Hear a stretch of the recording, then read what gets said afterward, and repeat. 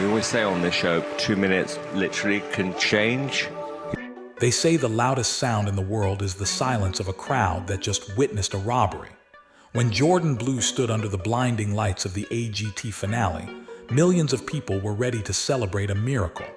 But when the third place result was announced, the cheering stopped, the internet broke, and a dark conspiracy began to surface. Was the street performer from New Orleans too dangerous for the industry to let him win? Or was his third place finish actually a carefully planned escape from $1 million contract trap?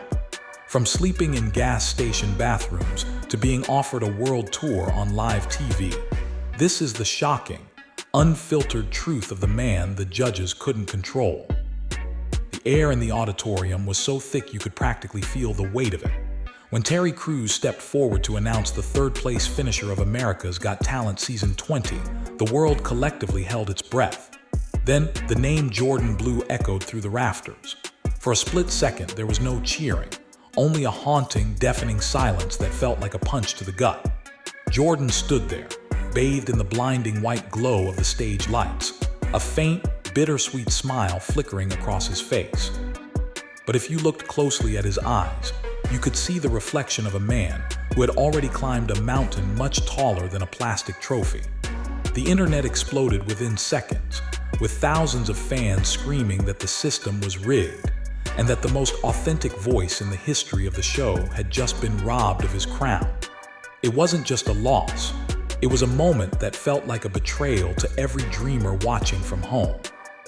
To understand the man on that stage, you have to understand the darkness of the New Orleans streets where he was forged. Jourdan wasn't some polished product of a Hollywood vocal coach. He was a survivor of the Bourbon Street trenches. Imagine standing on a humid street corner for 12 hours a day, competing with the roar of traffic and the rowdy crowds of the French Quarter just to earn enough for a sandwich.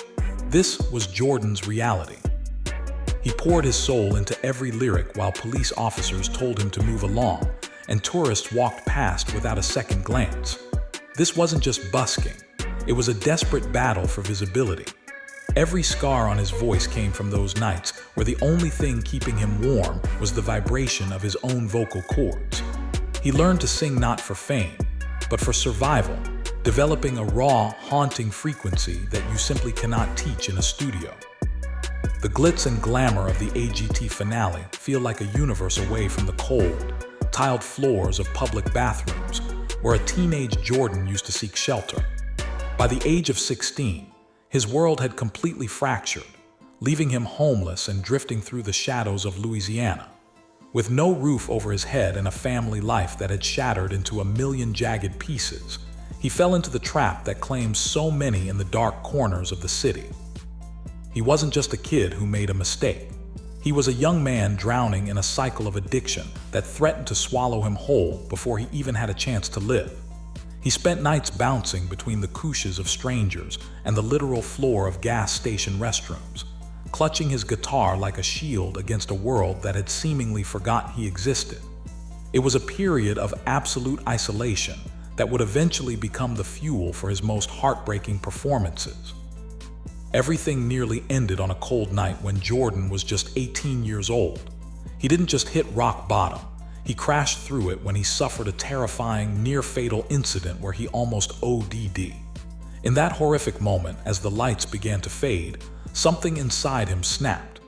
He realized that he was standing on the edge of an abyss, and if he didn't turn around right then, there would be no coming back. Most people need months of rehab, but Jourdan, driven by a sudden, violent urge to survive, decided to quit everything cold turkey. It was a brutal, agonizing process that tested the very limits of his sanity. His grandfather stepped in during these shadowed hours, acting as a steady anchor in a storm of withdrawal and regret. This wasn't just a recovery, it was a resurrection. He traded the substances for the song, deciding that if he was going to breathe, he was going to make every single breath count for something beautiful. Before the world knew him as the AGT sensation, Jourdan was a ghost in the machine of American Idol. During the height of the pandemic, a friend secretly submitted a video of him singing, leading to a series of Zoom auditions that propelled him into the top 60 contestants. He reached the showstopper round, a stage where dreams are usually made or broken on national television. But then, something strange happened. When the episodes aired, Jourdan was nowhere to be found. He was completely edited out, his entire journey erased from the broadcast as if he never existed. Rumors began to swirl that the network executives found his street background too gritty or his past too controversial for their family-friendly brand. This rejection could have ended his career before it started, but instead, it lit a fire of pure defiance. He quit his regular job the next day, realizing that if the industry wouldn't give him a seat at the table, he would have to build his own. On January 1st, 2025, the reality of life's fragility hit Jourdan with the force of a freight train. A violent terror attack occurred right on the very block where he performed every single night in New Orleans. The sounds of music were replaced by the screams of chaos and the sirens of emergency vehicles. Jourdan wasn't there that night, but the realization that his life could have ended in an instant changed him forever. He looked at his young son and realized that singing for pennies was no longer enough.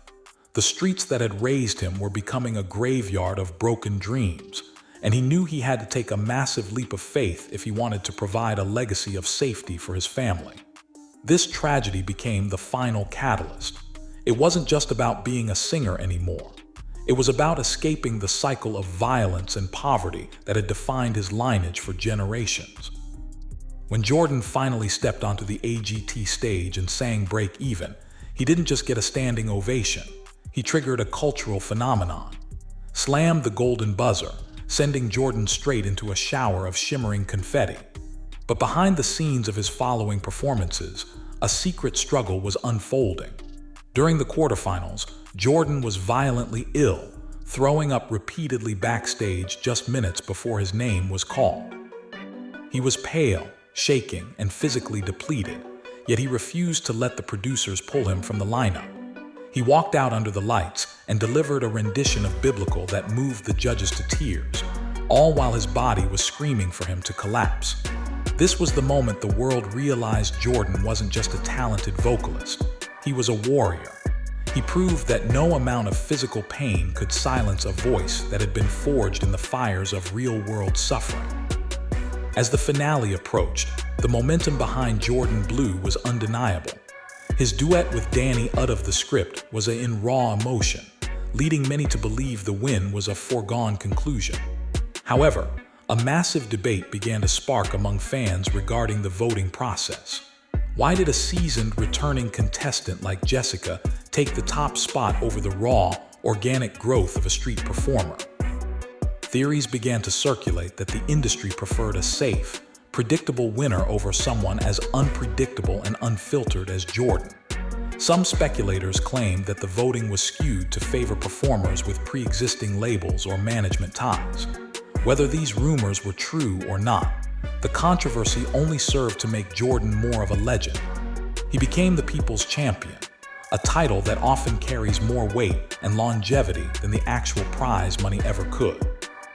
Even though he didn't walk away with the $1 million check, Jourdan walked away with something far more lucrative. During the live finale broadcast, Danny Ud was so moved by Jourdan's talent that he offered him a spot on the script's upcoming world tour right there on national television. This wasn't just a guest appearance.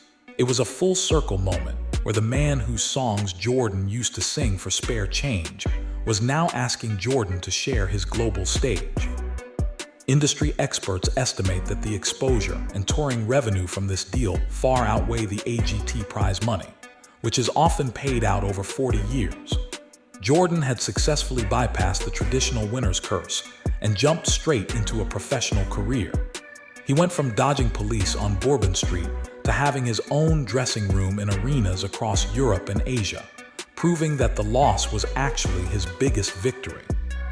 Today, Jourdan Blue is no longer a man fighting for his next meal. He is the voice of a generation that refuses to be silenced by their past. He is currently in the studio recording original music that captures the grit of New Orleans and the polish of his new life. For his son, the Blue name no longer represents a history of addiction and homelessness, but a legacy of resilience and triumph. Jourdan continues to use his platform to speak on the issues he faced, refusing to censor the moments of his life to fit a corporate mold. He remains the unfiltered, soulful fighter that the world fell in love with. As he prepares to head out on his first international tour, the message is clear to everyone who ever doubted him. The trophy might be in someone else's house, but the future belongs to Jourdan Blue. The world isn't just watching anymore, it's finally listening.